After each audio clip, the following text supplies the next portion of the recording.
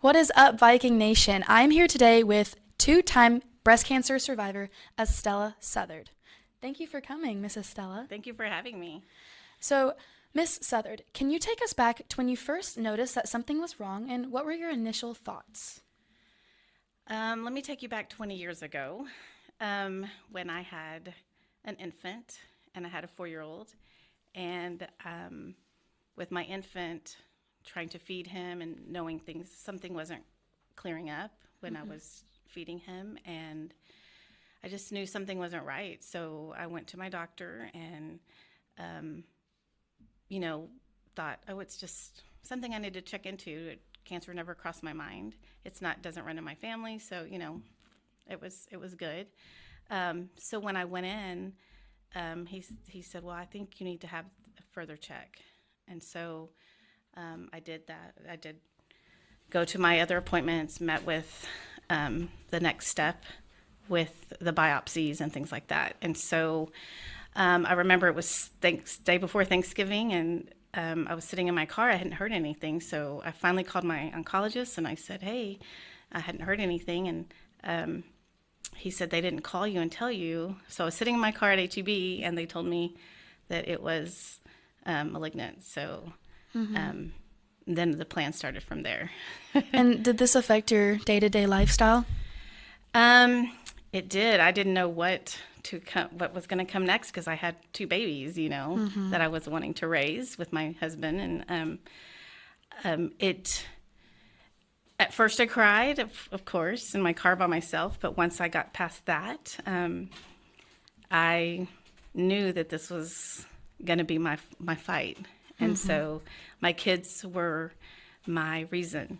And I was a teacher, still teaching at that time. And I knew that we could do this. We could work everyone could work together. And you did get through it. And I did get through it. Yes, ma'am. Okay. And what is one thing that you wish your family and friends had known about how to support you during your treatment?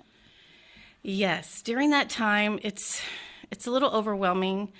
Sometimes, you hear people say, well, it's too much. Sometimes you might have to tell family members that what you need and what you don't need. But sometimes I think when I see people now that I know of going through cancer, when I greet them, I don't ask how they are, how they feel. I just say, it's great to see you today. And so I think letting people know that they're happy to see them and not asking how they feel, because it is tough.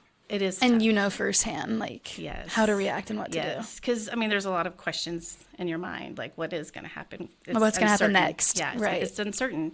So just letting someone know that you appreciate them and it's good to see their smile. Yeah.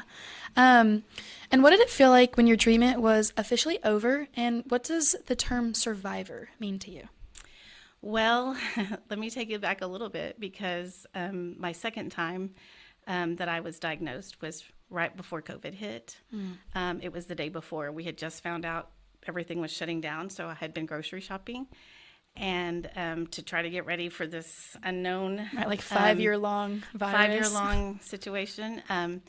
And I almost missed that appointment. I was kind of tired, and they had moved the location to another further out, and so I was like, oh, I just don't want to go to that, And so, good thing I did. So, don't miss your appointments. And it was really bizarre. I was very shocked when they called me back. And it's more difficult this time because I wasn't able to take anyone with me because of COVID. And so COVID brought on a whole new situation with medical treatments. And so they were limited. But eventually it did open back up, and I had more options for my treatments. And took it from there, and I forgot what's next. For the second time that you were diagnosed, did it make it easier as a support system since your boys were older? Yeah.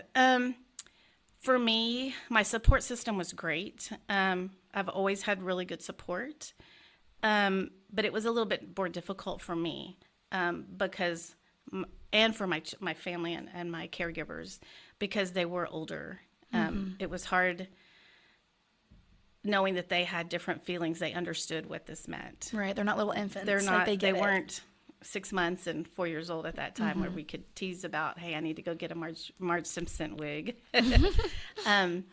But it was different. It affects everyone in a different way. Mm-hmm.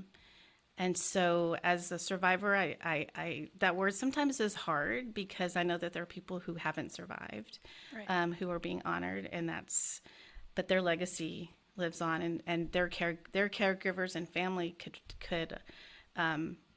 still share their story. And they, like you, are And- also fighters. Yes, fighters. Mm-hmm. Yes. And then what is your final message of hope and encouragement to anyone who is currently facing a diagnosis, going through treatment, or supporting a loved one? Stay strong. I know people say that, and it's really hard sometimes. You don't feel like it sometimes, and that's okay. But remember, the comeback is always stronger than the setback. Well, thank you for your time, Miss Southard. You're welcome. And back to Riley and Colby.